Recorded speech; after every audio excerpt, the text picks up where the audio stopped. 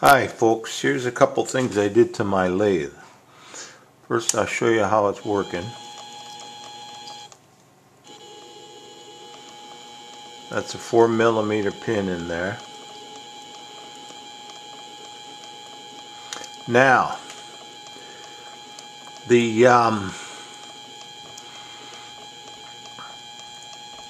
parallel axis, I don't know how you pronounce you say that. The axis of the bed is not straight, watch.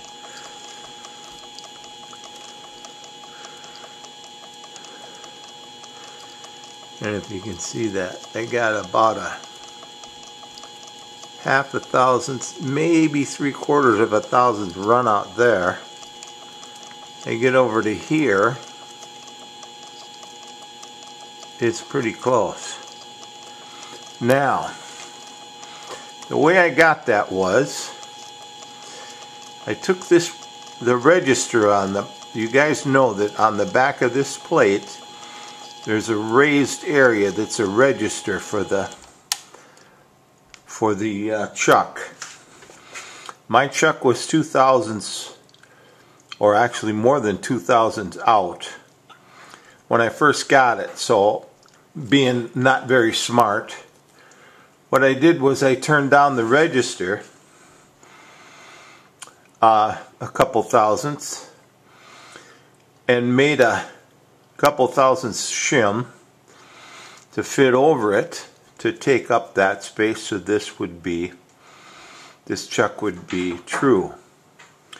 Now, that was stupid. Don't ever turn down your register. But what ended up happening is, you'll see these are the 3 bolts, 3 nuts that hold this guy on, the chuck. And what I ended up doing was, I can dial in the chuck now with these bolts. And when I have to do real precision work, like I have to do this pin, this is a drill rod.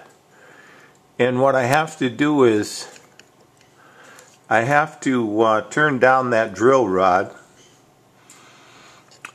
I have to make a smaller diameter in it of 2.4mm, like 2 diameters, 2.4 and then the 4, and it has to be ground because I can't turn the drill rod. I'm not going to anneal it, so I'm going to use a diamond to grind that to 2.4mm. But obviously, dealing with those kind of parameters, you have to have it dialed in pretty good. Now, I have it dialed in pretty good so I can do the operations I need to do. Like I said, this now is a, I don't know what you call those chucks that usually have screws on them that you can center. Well, I can center this one by indicating the work, having these just kind of tight, and then tap it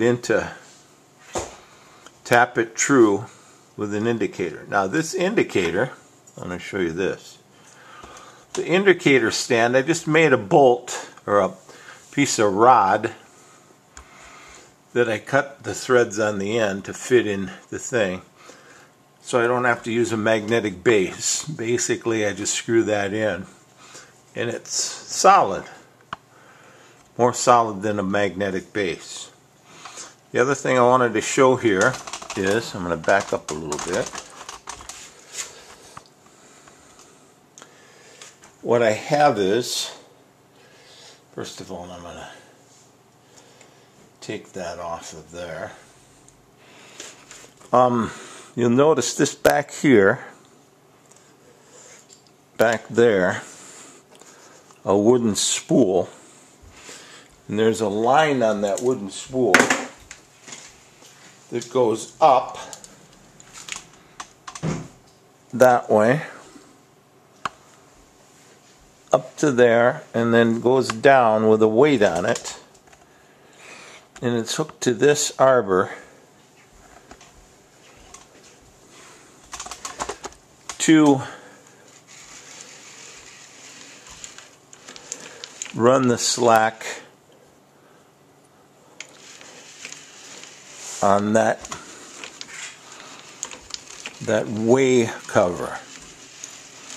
Now the way cover is made out of a Teflon, a woven Teflon material that they make, I guess they call them baking sheets. You can buy this stuff. It's hard to find in a longer roll, but it's really good stuff because you don't have to worry about it melting. Chips don't burn it because it's Teflon, and oil will drip through it because it's a woven fabric, but chips don't go through it. So I made that way cover out of that, and you see over there is a weight mechanism. I don't know if you can see that. It rolls on that spool to wind that thing. Now another modification I just finished on this is I made a new nut for the cross slide. I made an adjustable nut. I'm trying to make a video on that. I've got some of the video done, but I got this down to this much play. Now I believe that is in here, so I'm going to hone the contact area down to take up this end shake, so I don't have any play at all in that, or any what do you call that, not run out, not end shake, that word for the slop in the cross nut. So that's what you have right there.